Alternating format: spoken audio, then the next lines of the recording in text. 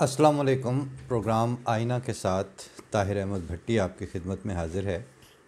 کل جس طرح بات ہو رہی تھی اس میں کوئی علامہ یا شکوہ نہیں تھا، وہ ایک دل کی کیفیت تھی اور اس کو ایک حقیقت پسندانہ طرز فکر اور طرز عمل کے ساتھ جہاں ہے جیسا ہے کی بنیاد پر میں نے آپ سے شیئر کیا۔ دن میں جب چیزیں دیکھیں تو پتہ چلا کہ جن لوگوں نے اب پاکستان کے جھنڈے بنا کے ان کے ساتھ کچھ لکھا تھا ان کی بھی کیفیت وہی تھی۔ صابر ظفر کا ایک شعر 14 اگست کے حوالے سے تھا کہ اس کا بھی مفہوم یہی تھا کہ اب نہ آنسو رک رہے ہیں نہ لہو رک رہا ہے۔ پھر رحمان فارس کی ایک نظم تھی جو انہوں نے فیض احمد فیض والی جو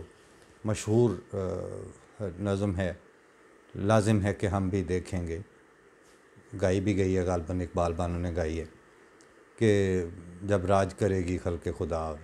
تخت اچھالے جائیں گے، اور سارا کچھ وہ جو ساری آپ نے سنی ہوئی ہوگی۔ لیکن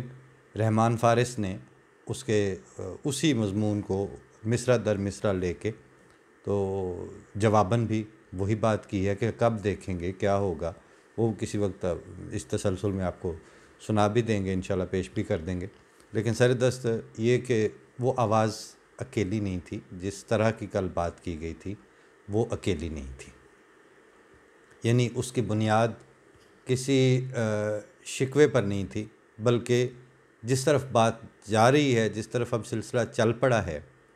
اب اس کو بالکل پنجابی میں کہتے ہیں نا کہ اکھاں ویکھ کے مورا نہیں کھادا جاندہ،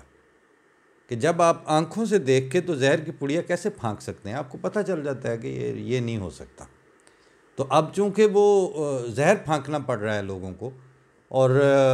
وہ آپ کو 14 اگست والے دن بھی پھانکنا پڑے تو اتنا ہی مشکل لگتا ہے، وہ آپ 6 ستمبر کو کریں یا جس دن بھی، کیونکہ اس کے لیے تو آپ کو ایک پیس آف مائنڈ چاہیے ہوتا ہے، آپ کو ایک، جس طرح میں بار بار عرض کر رہا ہوں کہ آپ کی ایک سینس آف اونرشپ ہوتی ہے، آپ کا گھر اپنا ہو، آپ کے گھر میں وہ جو چار دیواری کا تحفظ ہے وہ آپ کو اس طرح سے محسوس ہو رہا ہو، پھر آپ کے اندر جو احساس تحفظ عام طور پر گلی کوچے میں چلتے پھرتے ہو، پھر نہ غربت چبھتی ہے، نہ وسائل کی کمی آڑے آتی ہے، نہ جو دھوپ چھاؤں یا موسموں کے تھپیڑے ہیں وہ آپ کو کوئی آپ پہ گراں گزرتے ہیں، وہ تو انسانوں کے ساتھ سے یہ ساری چیزیں لگی ہوئی ہیں، انسان اس میں سے گزرتا ہے، اس سے پھر فرق نہیں پڑتا۔ یعنی آپ یہ دیکھیں کہ ہر آدمی پیدا ہوتا ہے وہ مرتا ہے، لیکن جو اپنے اہل و عیال کے ہوتے ہوئے اپنی خدمت خاطرے کروا کے اپنے بچوں کو دیکھتا ہوا آرام سے اس دنیا سے رخصت ہوتا ہے، اس کے گھر والوں کو بھی سکون رہتا ہے، وہ بھی سکون سے جان دیتا ہے۔ لیکن دوسری طرف آپ کسی کو نامعلوم مقام پہ لے جا کے مار دیں، ان بیچاروں کی تو ساری زندگیاں اس کے بعد حرام ہو جاتی ہیں۔ اس کے بعد ان کو یا ایکسیڈنٹ میں جب کسی کی بھی وفات ہو جاتی ہے، اس میں یہی ہوتا ہے نا کہ اس میں آپ کو موقع نہیں ملا ہوتا، آپ اس کے لیے مینٹلی پریپیئر نہیں ہوئے ہوتے، آپ نے کھیلا کھایا کچھ نہیں ہوتا، دیکھا کچھ نہیں ہوتا، اور وہ جو ہنگامی مصیبت جو ہے اچانک پکڑ لینے والی، وہ بھی عدم تحفظ کی بنیاد پر ہوتی ہے۔ لیکن جس وقت آپ کو احساس تحفظ ہو آپ کے اندر، آپ محسوس کر رہے ہوں، تو پھر جو دنیا کے اندر معاملات ہیں، میاں محمد بخش صاحب نے کہا ہے کہ جو جمیا اس مرنا، پھر اس بات پہ نہیں ہے، لوگوں کو موت کا خوف نہیں ہوتا، جو پیدا ہوا ہے اس نے مر جانا ہے، اس نے دنیا میں بیٹھے کوئی نہیں رہنا، لیکن جو اس کو قدرت نے ٹائم دیا ہے، جو اس کو آزادیاں دی ہیں، جو اس کو امکانات کے ساتھ اس دنیا میں بھیجا ہے، ان امکانات، ان آزادیوں اور ان اپرچونٹیز کے ساتھ، اور ان جو سرخوشیاں پیدائش کے ساتھ ہی بلکہ پیدائش سے پہلے اللہ تعالیٰ نے دنیا میں اس کے لیے مقدر بھی کر رکھی ہیں، مہیا بھی کر رکھی ہیں، جب ان کے اوپر ہاتھ پڑتا ہے تو وہاں سے جو احساس محرومی پیدا ہوتا ہے، وہ احساس محرومی آپ کے جو گھڑے گھڑائے آپ دے رہے ہیں اس وقت میڈیا ٹائز کی ہوئی آزادی اور میڈیا ٹائز کیے ہوئے حب الوطنی کے مختلف آپشنز، وہ ان سے مطمئن نہیں ہوتا پھر انسان. چلیں مجھے تو وہ کہنے والے بعض دفعہ جن کی بنیاد جو ہے وہ بات سننے پر نہیں ہے، ایک خالصتاً حاسدانہ اور ایک بغض کی بنیاد پر ہی انہوں نے لینا ہوتا ہے بات کو، کہ وہ آپ ادھر بیٹھے ہیں، اللہ کے بندو ادھر میں اب بیٹھا ہوں، جب ادھر بھی بیٹھے تھے تو بات ہو ہی رہی ہوا کرتی تھی، ہر وقت ان موضوعات کے اوپر ہی بات کرتے کرتے یہاں تک آئے ہیں. اور جو وہاں بیٹھے ہیں وہ بھی تو یہی بات کر رہے ہیں، اور جب وہ یہ بات کر رہے ہیں تو ان کا اس بات کا درد، ان کا اپنا ذات کا کرب، ان کا احساس محرومی، ان کا احساس عدم تحفظ، اور ان کی deprivation from the ownership of their home land, وہ سارا کچھ اس میں سے واضح ہو رہا ہے، نظر آ رہا ہے، کھل کے دکھائی دے رہا ہے. یہ جو سلسلہ ہے، یعنی 72 سال اور 73 سال اور 70 سال اور آزادی کے سال، اور ہم نے سفر شروع کر دیا تھا، اور پھر آپ اصل میں پھر ایسے موقعوں پر جب آپ تصویریں دکھاتے ہیں اور آپ وہ قربانی کی تاریخ انٹروڈیوس کروا کے انجیکٹ کرنا چاہ رہے ہوتے ہیں، وہ ذہن اس کو قبول نہیں کرتا، اس کی الٹی کر دیتے ہیں. موجودہ نسلوں کے ساتھ یہی ہو رہا ہے. جن لوگوں کو یہ پتہ ہو کہ یہ سب کچھ ہمارا ہی ہے، وہ اس کو بناتے ہیں. وہ سب کچھ ان کا بنانے کے لیے اس وقت تو آپ کی لینگویج تک ایٹ سٹیک ہے. یعنی حیرت ہے کہ آپ کبھی کسی کو، یہ جو ہمارے اردو سپیکنگ طبقہ ہے، وہ KAT کیٹ نہیں لکھیں گے، وہ اس کو CAT کیٹ ہی لکھتے ہیں، جو ان کے لیے ایک بدیسی زبان ہے، غیر ملک کی زبان ہے. لیکن وہ اپنی زبان میں ان کو سین اور سواد کا فرق نظر نہیں آتا. اب اس دفعہ سوشل میڈیا سے تو خیر بڑے بڑے ایکسپوز ہو جاتے ہیں بعض دفعہ، کہ وہ لکھ رہے ہوتے ہیں تو وہ سیدھا سیدھا ہی تہذیب لکھنا ہے تو وہ زال کی جگہ پہ زواد ڈال کے تہذیب لکھ دیں گے، زوئے کے ساتھ تہذیب لکھ دیں گے. اور وہ چل رہی ہے اس وقت. کسی زمانے میں ہوتا تھا کہ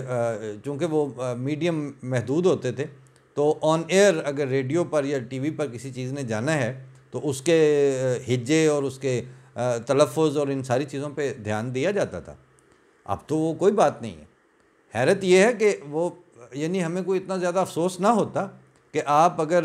سین کے الفاظ جو ہیں وہ سواد کے ساتھ لکھنا شروع ہو گئے ہیں، اور زال والے جو ہیں وہ زوئے اور زواد کے ساتھ لکھنا شروع ہو گئے ہیں، تو پھر آپ جب انگریزی لکھیں تو پھر وہاں پہ بھی آپ CAT کیٹ کی بجائے آپ KAT کیٹ لکھا کریں نا. اس کا مطلب یہ ہے کہ آپ کو اپنے زبان کے ہجے بھول گئے ہیں. آپ اپنی زبان کی سی سے کاف مراد لینا ہے یا نہیں لینا، یہ آپ کو بھول گیا ہے. یہ ایک دن میں نہیں ہوتا یہ کام. اس میں اچھا خاصا، یعنی آپ کی جو بے اعتنائی اور چیزوں کو پس پشت ڈالنا اور اپنی پرائورٹیز کی جو ترجیحات کی لسٹ ہے اس کو بے دردی سے مسخ کرنا، لمبا عرصہ ایسا کرنے کے بعد یہ وقت آتا ہے. اب ہم دوستوں سے دن بھر یقیناً یہ بات ڈسکس ہوتی ہے کہ ایک پروگرام چلیں ہم اس میں، وہ یہ آئینہ پروگرام جو ہے یہ کر رہے ہیں، اس میں ہم مختلف وقتوں میں مختلف ایشوز پہ بات بھی کرتے ہیں، لیکن بامر مجبوری، یعنی جس وقت آپ، حیرت کی انتہا ہے کہ آپ 14 اگست کے پروگرام میں بالکل کوئی اس میں وہ ایسا ایشو نہیں ڈالنا چاہ رہے تھے، بلکہ یوم آزادی کے حوالے سے پاکستان میں میری ایک سابقہ کلاس فیلو تھی نمبل یونیورسٹی کی، تو ان کے ساتھ انہوں نے کہا جی آپ کو آزادی کی مبارکباد دینے کے لیے ہم نے لیٹ نائٹ فون کیا ہے. تو تھے وہ دونوں بیٹھے ہوئے تھے، بچہ مطلب میاں بیوی ہیں، انہوں نے کچھ دیر گپ شپ لگائی، اس کے بعد کہہ رہے ہیں ہم آپ سے بات تو نہ ہو سکی ٹیلی فون پہ، تو ہم آپ کا کوئی پروگرام نکال کے دیکھ رہے تھے اور سوچ رہے تھے کہ اب 14 اگست اور یوم آزادی کے حوالے سے جو آپ پروگرام کریں گے، تو ان کے میاں ان کو کہہ رہے ہیں دیکھیں اس میں یہ مرزا غلام احمد قادیانی کی صداقت کس طرح ثابت کرتے ہیں. یعنی اب وہاں پر طنز عام ہو گیا ہے،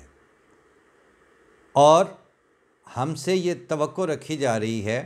کہ جس طرح آپ لوگوں نے 40 سال تک 50 سال تک میڈیا سے بلیک آؤٹ کیا تھا، آپ نے احمدی ماخذ، احمدی شخصیات، احمدیوں کی گفتگو اور ان کے بانی جماعت احمدیہ کا نام، خلفائے جماعت احمدیہ کے بارے میں خبر، اور اس طرح پریس ریلیز الا حاصل قیاس آپ نے کیلکولیٹڈ موو کے ذریعے اس کو بلیک آؤٹ کیا. بلیک آؤٹ کرنے کے نتیجے میں آپ نے اپنے خیال میں اپنی نسلوں کے لیے ہمارا نام، ہمارا مقام، ہماری شخصیات، ہمارے گفتگو، ہمارے پریزنس جو ہے اس کو اجنبی بنانے کی کوشش کی. کسی حد تک آپ اس میں کامیاب بھی رہے، لیکن وہ جس طرح کسی سوشیالوجسٹ نے کہا ہے کہ آپ کچھ وقت تک کچھ لوگوں کو بیوقوف بنا سکتے ہیں، لیکن لامحدود عرصے کے لیے تمام لوگوں کو بیوقوف بنانا ممکن نہیں ہے آپ کے لیے. ظاہر ہے اس کا اب ٹائم ختم ہو گیا. اس میں سوشل چینج کے مختلف ذرائع قدرت نے رکھے ہوئے ہیں. وہ جب ہوا چلتی ہے تو وہ سب کو لگتی ہے، وہ ٹھنڈی ہوگی تو وہ کمروں میں بھی جائے گی. حتیٰ کہ آپ ایئر ٹائٹ قسم کے وہ سیلز بھی بنا لیں تو سردیوں میں وہاں پہ بھی ٹیمپریچر ڈاؤن ہوگا اور گرمیوں میں وہاں پر بھی حبس ہوگا. یہ تو قانون قدرت ہے. تو اب جب کہ رستے اس طرح سے کھلنے تھے، سوشل میڈیا عام ہونا تھا، اس میں بندے بندے کی فنگر ٹپس کے اوپر انفارمیشن آئے گی، تو وہ یہ تو اب یہ آپ کی ایک بچگانہ خواہش تو ہو سکتی ہے کہ اب اس سوشل میڈیا کے اور انفارمیشن کے طوفان میں بھی جس طرح آپ نے پہلے پلانڈ اور کیلکولیٹڈ انفارمیشن ڈسیمینیٹ کیا کرتے تھے، اتنی بات ان کی کر دو اور بس. منفی طور پر اگر کوئی بات ہے تو اس کو یعنی پیغام دیا گیا کہ جماعت احمدیہ نے یہ کہا تو قادیانیوں نے یہ کہا. یہ حرکتیں آپ کو کرتے کرتے ایک زمانہ گزر گیا تھا. اس کے بعد اب جب ہم بات کرتے ہیں تو اب وہ ہمارے جو قریبی احباب ہیں، یونیورسٹی فیلوز جو ہیں، وہ بھی یہ طنز کرنے سے نہیں چوکتے کہ دیکھیں اب آج کے یوم آزادی کے پروگرام میں مرزا صاحب کی بات کیسے ثابت ہوتی ہے. یہ ہمیں خیر وہ اس طرح سے فرق نہیں پڑتا، لیکن یہ آپ کا ایک طرز فکر اور جس طرح سے اب آپ موجودہ جنریشنز تک آتے آتے جس طرح ٹیون ہو چکے ہیں، وہ چیز تو اب اس سے واضح ہو جاتی ہے. پھر اس کے ساتھ آپ لوگوں کا ایک ظاہر ہے ایک طبقہ ہے پورا انسانوں کا، وہ جانتا ہے کہ اس طرح جبر اور ظلم اور یک طرفہ حقائق مسخ کرنے سے تاریخ نہیں بنتی. وہ چیزوں کو آپ تاریخ نہیں بنا رہے ہوتے، چیزوں کو تاریخ بنا رہے ہوتے ہیں. اندھیرے کی کا وہ جو ہے نا وہ راج عام کر رہے ہیں. اس میں جب روشنی کے نام پر آپ نے سچائی اور حقائق اور جو امر واقعہ ہے اس کے دیے جلانے ہیں، اس کی بات کرنی ہے، تو اس میں ظاہر ہے کہ وہ روشنی ہوگی تو وہ سارے نظر آئیں گے، اور جب چانن ہوگا تو اس چانن میں نقوش تو وہی نظر آئیں گے نا جیسے آپ نے بنائے تھے. اب ہوا یہ ہے کہ جس وقت آپ نے تاریخی تھی، ہمارے جو صاحبان فہم تھے اور جو ہماری رہنمائی کرنے والے وجود تھے، انہوں نے اس زمانے میں ہمارے نقش نہیں بگڑنے دیے. مجھے اچھی طرح یاد ہے کہ اس وقت جنرل ضیاء والی آرڈیننس اور وہ سارا کچھ اپنی پیک پہ پہنچا ہوا تھا. تو اس زمانے میں جو امام جماعت احمدیہ تھے، ان کے اس وقت کیسٹس میں خطبے آتے تھے اور وہ پھر پہنچنا پیغام، اس میں انہوں نے ایک جگہ مجھے آج بھی بالکل تازہ سماعت میں وہ بات گونج رہی ہوتی ہے کہ جب آپ کے ساتھ ظلم کیا جاتا ہے تو اس وقت بعض دفعہ آپ کے لیے ممکن نہیں رہتا کہ آپ اپنے حب الوطنی کے جذبات کو اس طرح سے مینٹین رکھ سکیں، لیکن انہوں نے فرمایا کہ آپ کو ریاست اور حکومت اور رجیم کی پالیسیز اور وطنیت کے ساتھ جو پیٹریٹزم ہے، اس کو ویجیلنٹ رہ کے دھیان رکھنا ہوگا کہ اگر ایک وقت میں آپ پر ظلم کرنے والی رجیمز یا اس طرح کی حکومتیں آ رہی ہیں اور انہوں نے اس طرح کرنا شروع کر دیا ہے، تو ان کی ظالمانہ قوانین اور ان کے ظالمانہ جو جبر اور استبداد کے رویے ہیں، اس کی زد آپ کے جسموں اور آپ کے جذبات پر تو پڑ رہی ہے، لیکن آپ کی حب الوطنی پر اس کی آنچ نہیں آنی چاہیے. اور اب آپ دیکھ لیں، آپ کے سامنے ہے سارا کچھ. کہنے والے تو وہ جن کے پاس یعنی بغیر حقائق کے جسٹ آپ جملہ اچھال دینا وہ آسان ہوتا ہے، کیونکہ اس کے لیے آپ کو کوئی چیز پروف تو کرنی نہیں پڑے گی. آپ نے کہہ دیا یہ غدار ہوتے ہیں، آپ نے کہہ دیا ان میں وطنیت نہیں ہوتی، آپ نے کہہ دیا یہ ان کے ایجنٹ ہیں، یہ ان کے ایجنٹ ہیں، ان کو فلاں مدد دیتا ہے اور فلاں حکومت مدد دیتی ہے. کبھی آپ لوگوں نے تحمل سے سوچا ہے کہ وہاں کا میڈیا پاکستان کا وہ بھی پرو احمدیت نہیں ہے، ان کو کوئی ہمدردی نہیں ہے، بلکہ جہاں ضرورت ہو وہاں پر بھی وہ حقائق کو بیان کرنے سے خوف زدہ رہتے ہیں۔ لیکن لسٹ ہے پوری آپ کی مذہبی جماعتوں کی جن کے بارے میں رپورٹس چھپیں، جن کے بارے میں فیکٹس فائنڈنگ کے جو کمیشنز تھے انہوں نے رپورٹیں دیں، آپ کے اخباروں میں چھپی ہوئی ہیں کہ فلاں کو جو ہے فلاں ملک سے وہ مدد مل رہی تھی، فلاں دھڑا جو ہے وہ فلاں کے پے رول پہ تھا، فلاں فلاں سے لیتا تھا۔ آج تک یعنی آپ زبانی اچھالتے رہے ہیں کہ یہ ان کو فلاں ان کے ایجنٹ ہیں، فلاں کے ایجنٹ ہیں، لیکن آپ نے آج تک کبھی دیکھا ایسا کوئی مالی ٹریل، کوئی ایسا سلسلہ؟ اس کو بھی بھول جائیں۔ جب آپ کے موب مرڈر اور میس مرڈرز ہوئے ہیں، اس کے پیچھے جو آپ کی مذہبی جماعتیں تھیں ان کے تو نام اب بالکل واضح ہیں، سامنے ہیں سب کے، کیا بار بار کہیں۔ اسی ملک میں رہتے ہوئے 30-40 لاکھ سے زیادہ احمدی،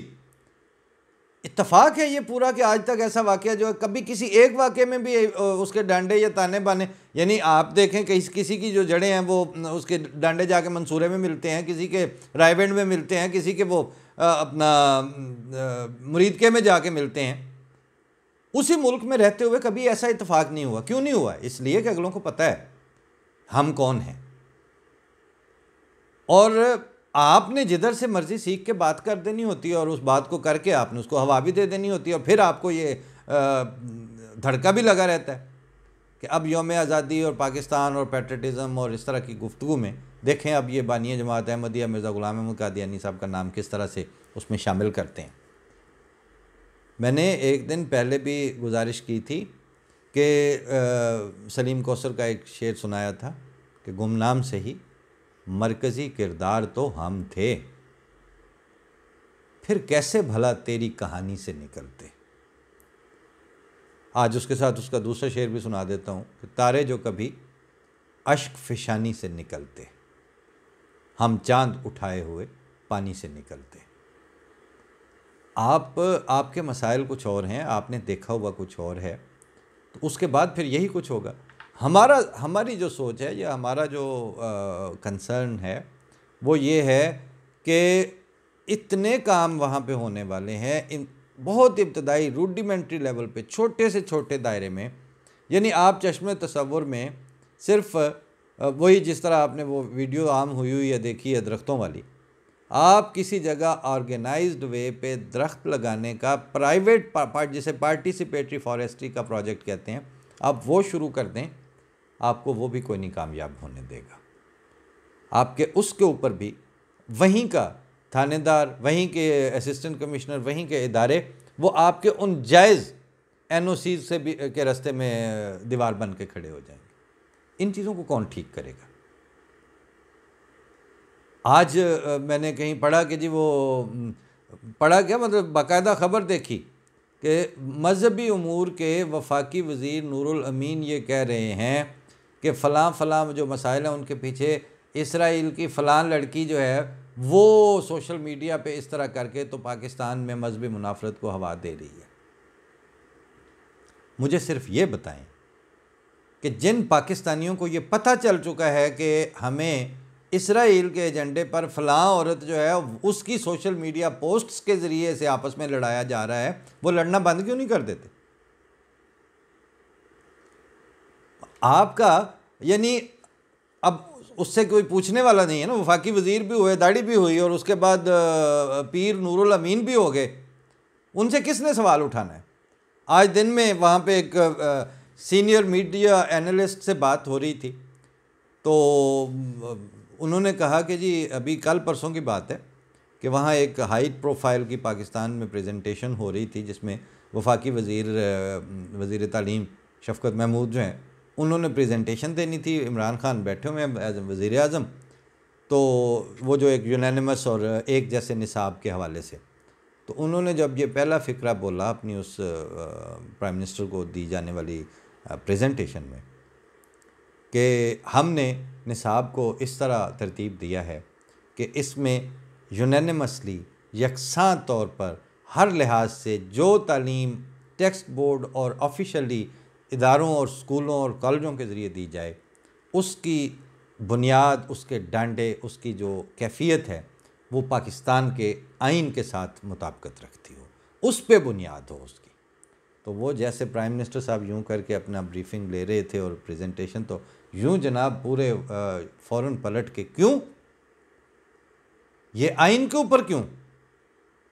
قرآن اور سنت کے اوپر کیوں نہیں؟ پرائم منسٹر صاحب آپ نے جملہ تو بہت اچھا جڑ دیا،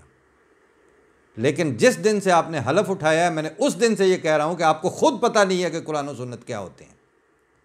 آپ کی بالکل کوئی اورینٹیشن نہیں ہے، آپ قرآن اور سنت کا نام بیچ کر اپنے در اصل یاسین تے لت رکھ کے او ٹپنا چاندے پار ہے، یہ ہے آپ کا مسئلہ۔ آپ کی اتنی کھلی منافقت ہوتی ہے کہ اس کو دیکھ کے تکلیف ہوتی ہے، اس کے بعد اپنے لہجے پہ انسان کو قابو نہیں رہتا۔ تو وہ جب میں نے یہی بات میں نے جب اسی لہجے میں عدنان رحمت صاحب سے کی، جو بات کر رہے تھے، تو کہتے ہیں کہ واقعی یہ اس حد تک مطلب اب پاکستان کے ہیومن سٹف کے لیے غلط اور نقصان دہ ہو چکا ہے یہ شخص، کہ اب تو نواز شریف اچھا لگنے لگ گیا ہے اس کے مقابلے پر۔ یعنی انہوں نے خود کہا کہ وہی نواز شریف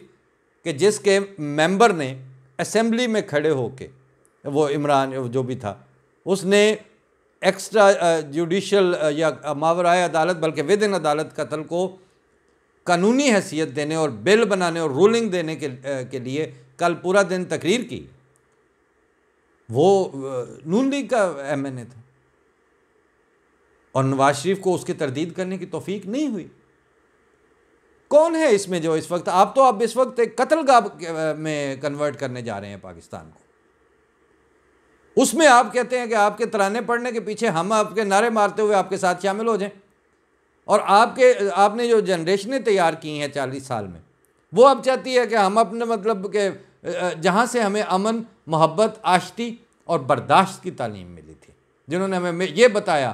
کہ خبردار آپ اپنی وطنیت کے اوپر آنچ نہ آنے دینا، ہم ان کا ذکر خیر آپ کی خواہش کے تحت بند کر دیں۔ ایسا نہیں ہو سکتا۔ ہم جیسے میں نے رشید کسرانی صاحب کا اس دن آپ کو شعر سنایا تھا کہ تمہاری نبضیں ہمارے دم سے جواز ڈھونڈیں گی زندگی کا،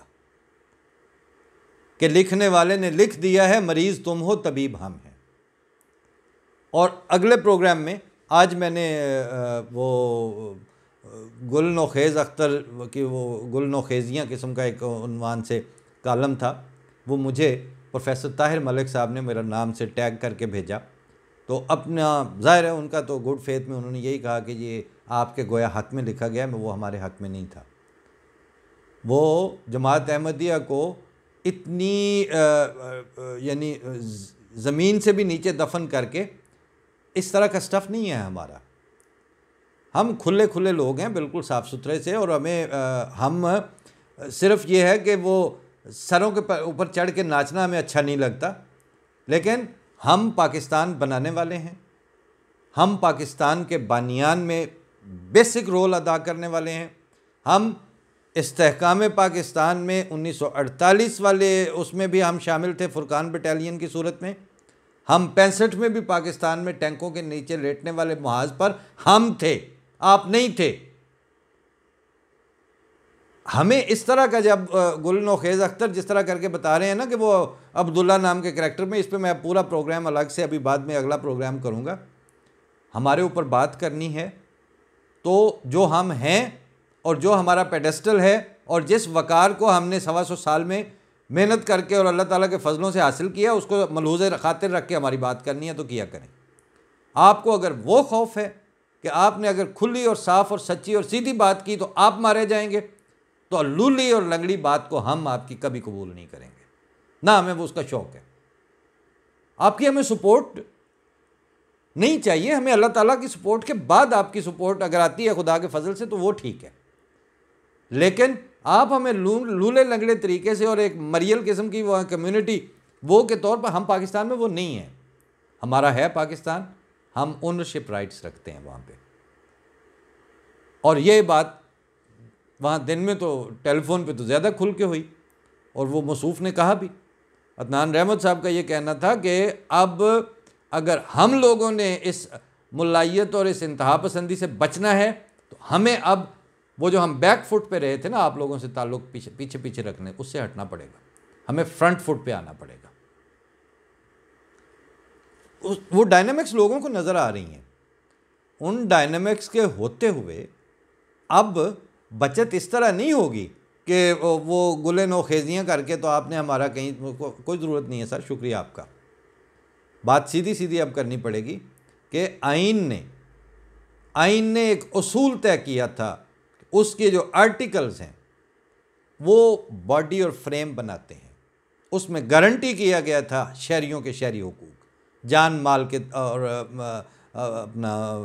ہر لحاظ کی آزادیوں کے تحفظ، فریڈم آف ایکسپریشن، یہ ساری چیزیں اس میں گارنٹی کر کے اس کے بعد آئین کی کلازز شکیں بنی تھیں، اس کے بعد ان شکوں میں ترمیمیں ہوتی ہیں، لیکن ان